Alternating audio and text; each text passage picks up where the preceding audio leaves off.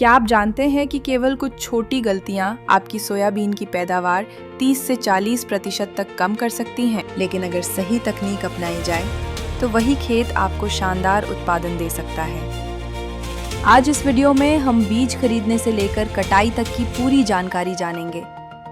Soybean दुनिया की सबसे महत्वपूर्ण तेल एवं प्रोटीन वाली फसलों में से एक है। भारत दुनिया के प्रमुख सोयाबीन उत्पादक देशों में शामिल है। इसकी मांग हर साल बढ़ रही है। इससे तेल, सोया चंक्स, टोफू, पशु आहार और कई खाद्य उत्पाद बनाए जाते हैं। पशु आहार में इसका व्यापक उपयोग होता है।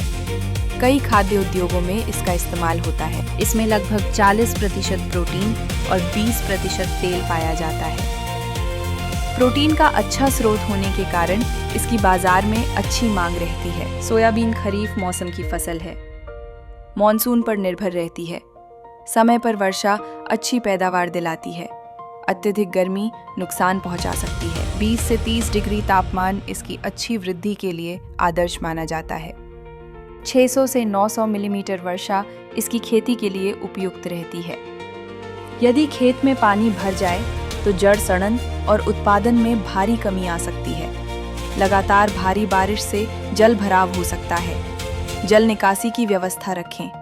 खेत में पानी नहीं रुकना चाहिए। काली मिट्टी और अच्छी जल निकासी वाली दोमट मिट्टी सबसे बेहतर मानी जाती है।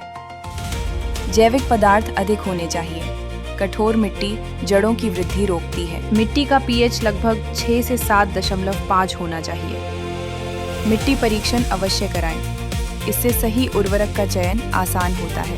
सबसे पहले खेत की गहरी जुताई करें। कीटों के अंडे नष्ट होते हैं। मिट्टी मुलायम बनती है। पानी का संचयन बेहतर होता है। इसके बाद 2 से 3 बार हैरो चलाकर मिट्टी भुरभुरी बनाएं। खेत समतल रखें। बड़े मिट्टी के ढेले तोड़ें। खरपतवार हटाएं। अच्छी बुवाई के लिए सतह तैयार करें। यदि उपलब्ध हो तो गोबर की सड़ी हुई खाद अवश्य मिलाएं। सूक्ष्म जीव सक्रिय होते हैं। पानी रोकने की क्षमता बढ़ती है। पौधों की वृद्धि बेहतर होती है। हमेशा प्रमाणित और उच्च गुणवत्ता वाले बीज का ही चुनाव करें। स्थानीय कृषि विश्वविद्यालय की सिफारिश देखें। उच्च अंकुरण प्रतिशत वाला बीज चुनें। रोग प्रतिरोधी किस्में बेहतर रहती हैं। बीज साफ, चमकदार और रोग मुक्त होने चाहिए। टूटे हुए बीज न लें। छोटे और सिकुड़े बीज हटाएं। साफ बीज बेहतर अंकुरण देते हैं। बुवाई से बीज उपचार करना बेहद जरूरी है। फफूंद जनित रोगों से सुरक्षा मिलती है। अंकुरण बेहतर होता है। शुरुआती नुकसान कम होता है। राइजोबियम कल्चर लगाने से पौधा हवा से नाइट्रोजन लेने में सक्षम होता है। रासायनिक उर्वरकों की आवश्यकता कम हो सकती है। पौधे तेजी से बढ़ते हैं। बुवाई जून के मध्य से जुलाई के मध्य तक करना सबसे उपयुक्त रहता है।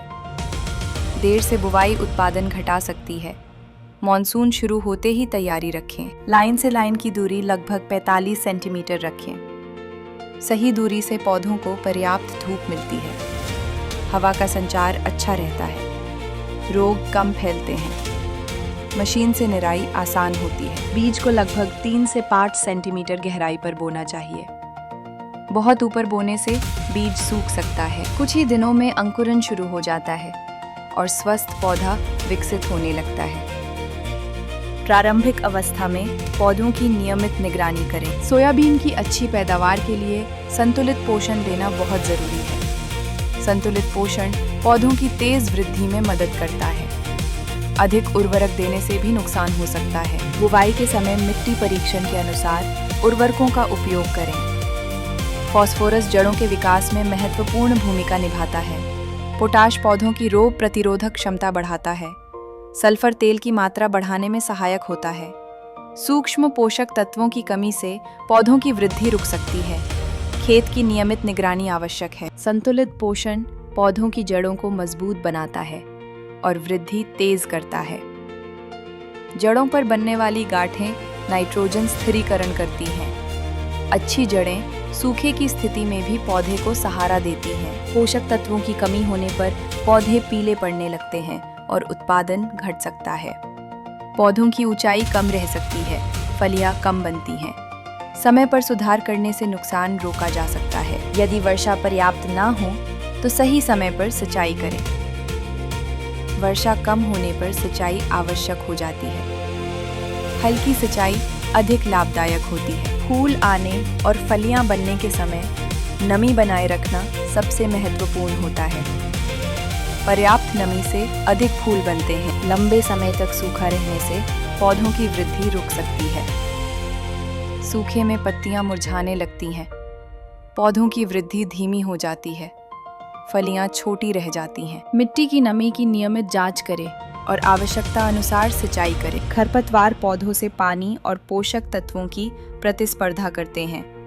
सूर्य का प्रकाश भी कम पहुंचता है। पौधों की वृद्धि धीमी हो जाती है। शुरुआती 40 दिनों में खरपतवार नियंत्रण सबसे जरूरी होता है। यांत्रिक निराई से समय और श्रम दोनों की बचत होती है। मशीन से समय की बचत होती है। मजदूरी खर्च कम होता है। समय पर खरपतवार नियंत्रण करने से फसल स्वस्थ रहती है। साफ खेत में पौधे तेजी से बढ़ते हैं। रोग कम फैलते हैं। पोषक तत्वों का पूरा लाभ मिलता है। सबसे सामान्य रोगों में येलो मोज़ेक वायरस प्रमुख है। ये वायरस सफेद मक्खी से फैलता है। वृद्धि रुक जाती है। उत्पादन में भारी कमी आती है। समय पर नियंत्रण आवश्यक है। रस्ट रोग पत्तियों पर भूरे धब्बे बनाता है और प्रकाश संश्लेषण कम कर देता है।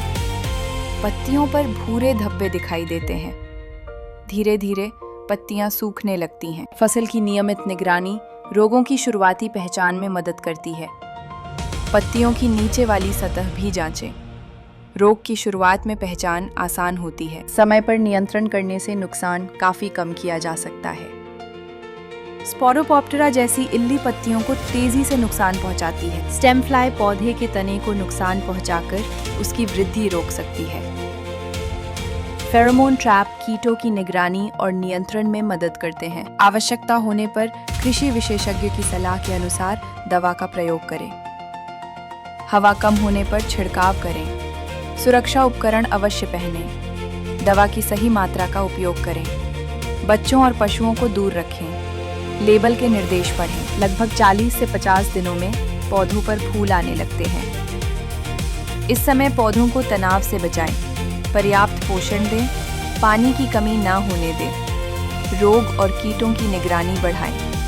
स्वस्थ फूल अधिक फलियां बनाते हैं। इस समय पौधों को पर्याप्त पोषण और नमी की आवश्यकता होती है। फूलों के बाद फलियां बनना शुरू होती हैं। यही वो समय है जब अच्छी देखभाल भविष्य की पैदावार तय करती है। दानों का आकार इसी समय बढ़ता है। पोषक तत्व सीधे दानों में पहुंचते हैं। जब अधिकांश फलियां सूख जाएं, तब कटाई का सही समय होता है। जल्दी कटाई से नमी अधिक रहती है। देर करने पर फलियां फट सकती हैं। मौसम देखकर कटाई करें। आधुनिक मशीनों से समय बचता है। दाने पूरी तरह कठोर और सूखे होने चाहिए। सही समय पहचानना जरूरी है। इससे गुणवत्ता बनी रहती है। कटाई के बाद दानों को अच्छी तरह सुखाना आवश्यक है। साफ तिरपाल का उपयोग करें। मिट्टी और पत्थर अलग करें। भंडारण से पहले दानों की नमी लगभग 10 से 12% होनी चाहिए। गोदाम सूखा रखें। चूहों से सुरक्षा करें। साफ और सूखी जगह पर भंडारण करने से गुणवत्ता बनी रहती है। सही तकनीक अपनाकर किसान अच्छी उपज और बेहतर लाभ प्राप्त कर सकते हैं। लागत का रिकॉर्ड रखें। बाजार भाव की जानकारी लें। अच्छी गुणवत्ता पर बेहतर मूल्य मिलता है। सरकारी योजनाओं का लाभ लें। फसल बीमा पर भी विचार करें। कम लागत और बेहतर प्रबंधन से खेती अधिक लाभदायक बनती है। मिट्टी परीक्षण, सही बीज, समय पर बुवाई और नियमित निगरानी, ये 4 बातें आपकी सफलता की सबसे मजबूत नींव है। आधुनिक तकनीक अपनाएं। नई किस्मों की जानकारी रखें। कृषि प्रशिक्षण में भाग लें। अनुभव अन्य किसानों से साझा करें। सीखते रहना ही सफलता की कुंजी है। अगर यह जानकारी आपके लिए उपयोगी रही हो तो वीडियो को लाइक करें, अपने किसान भाइयों के साथ शेयर करें और मिट्टी से जुड़ाव चैनल को सब्सक्राइब करना न भूलें। मिलते हैं अगली वीडियो में। जय किसान।